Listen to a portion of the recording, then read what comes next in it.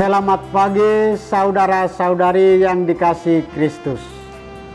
Mari kita mengawali hari baru dengan mendengarkan firman Tuhan yang diambil dari Injil Lukas pasal 11 ayat 47 sampai dengan 54. Tuhan bersamamu. Inilah Injil suci menurut Lukas.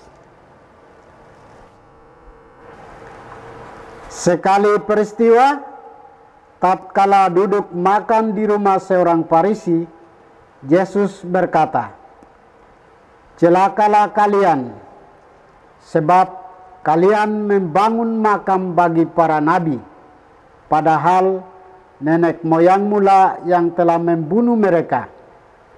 Dengan demikian, kalian mengakui bahwa kalian membenarkan perbuatan nenek moyangmu, sebab mereka telah membunuh nabi-nabi itu dan kalian membangun makamnya. Sebab itu, hikmat Allah berkata, Aku akan mengutus kepada mereka nabi-nabi dan rasul-rasul. Tetapi separuh dari antara para nabi dan para rasul itu akan mereka bunuh dan mereka aniaya.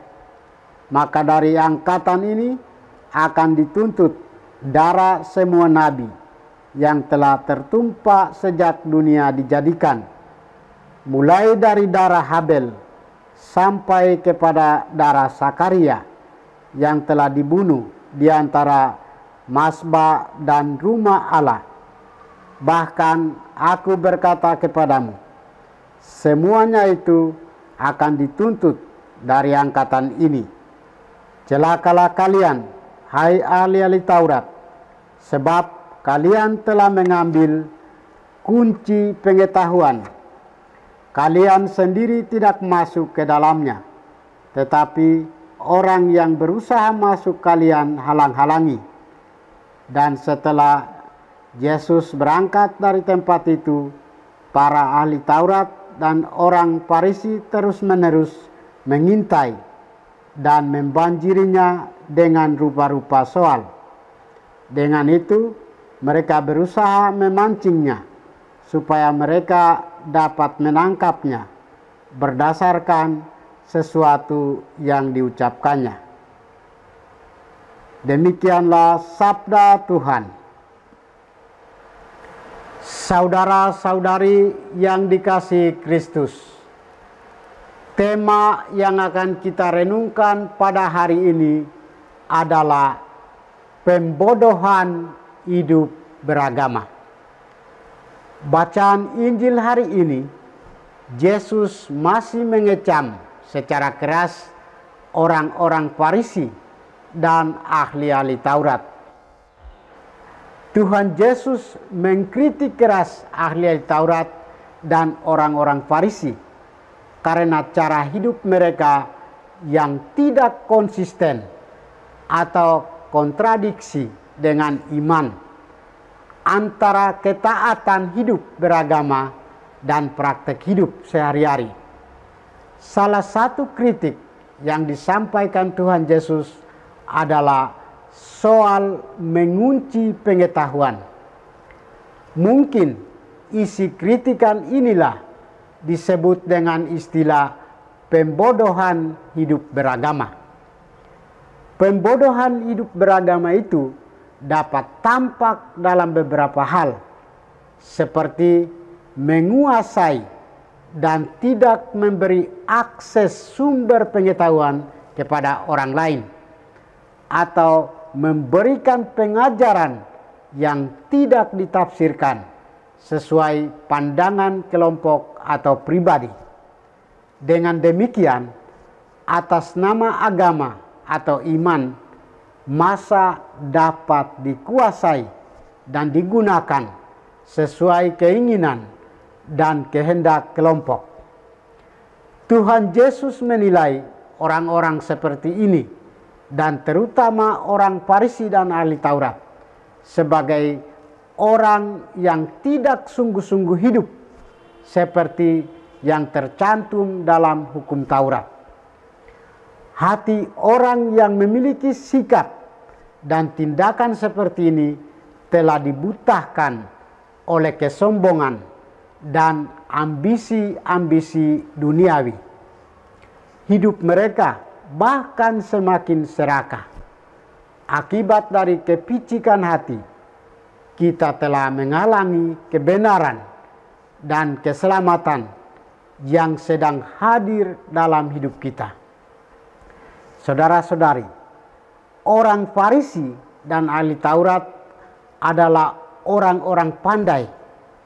Mereka adalah kaum cendekiawan yang menguasai berbagai ilmu, termasuk ilmu agama. Mengapa Yesus mengkritik dan mengecam terhadap orang-orang Farisi dan ahli-ahli Taurat yang sebagai kaum terpelajar dan pandai itu? Yesus mengecam mereka karena melihat kepalsuan dan kemunafikan orang-orang terpelajar itu. Yesus mengkritik sikap hidup mereka yang tidak menjalankan apa yang mereka ketahui. Lebih parah lagi, ketika orang lain ingin dekat dengan Tuhan, justru mereka menghalang-halanginya. Mereka menggunakan kecerdasan untuk berlaku cerdik demi kepentingan diri sendiri. Kadang-kadang dalam kehidupan kebersamaan kita, kepalsuan dan kemunafikan pun semakin jelas dengan dalih nama baik, jabatan, dan popularitas. Kepalsuan berarti kita menutup diri apa yang seharusnya dinyatakan adanya atau tidak menampilkan diri sejatinya. Kemunafikan nampak dalam sikap, cara bicara, dan tindakan yang seolah-olah suci, tapi kenyataannya tidak sesuai dengan apa yang kita kemukakan. Terhadap sikap dan tabiat buruk itu, Yesus mengecam dengan sangat keras dan tegas. Bahkan dia memilih diksi dengan mengatakan, "Celakalah." Kata ini untuk mau menegaskan betapa buruknya sikap dan tindakan hidup kita. Keadaan celaka ini menunjuk pada kondisi kita yang hidup dalam surga palsu, yaitu hati yang terpusat pada materi, kehormatan, dan popularitas. Kita tidak boleh hanya mengetahui tentang ajaran dan kehendak Allah tanpa melakukannya. Kita mesti mewujudkan kehendak Allah dalam kehidupan sehari-hari dengan menebarkan kasih. Beriman kepada Allah seharusnya dinyatakan dalam hidup sehari-hari. Hidup kita mesti memancarkan kasih dan kebenaran iman yang mengalir dari Allah. Hidup kita mesti menjadi aliran rahmat Allah yang mendatangkan keselamatan. Injil hari ini sesungguhnya mau mengajak kita untuk melaksanakan tugas dan tanggung jawab kita dengan daya kuasa Roh Kudus. Sikap dan tindakan kita hendaknya selalu didasari oleh iman, dan semuanya itu mendorong kita untuk selalu berbuat baik dan mendorong kita untuk selalu bersikap atas dasar kasih Allah. Tuhan memberkati kita.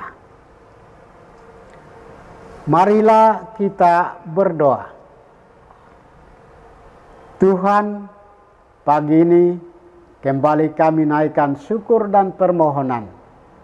Terima kasih sudah menjaga kami saat tidur maupun bangun. Terima kasih untuk udara sejuk dan segar pagi ini. Bukalah mata hati kami di awal hari ini.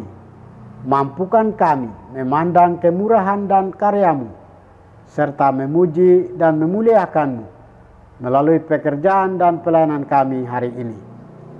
Bimbinglah kami selalu untuk menyadari kesalahan kami dan bertobat, sehingga kami sungguh rendah hati, mau membuka hati dan siap menerima rahmat-Mu yang akan tinggal dalam hati kami.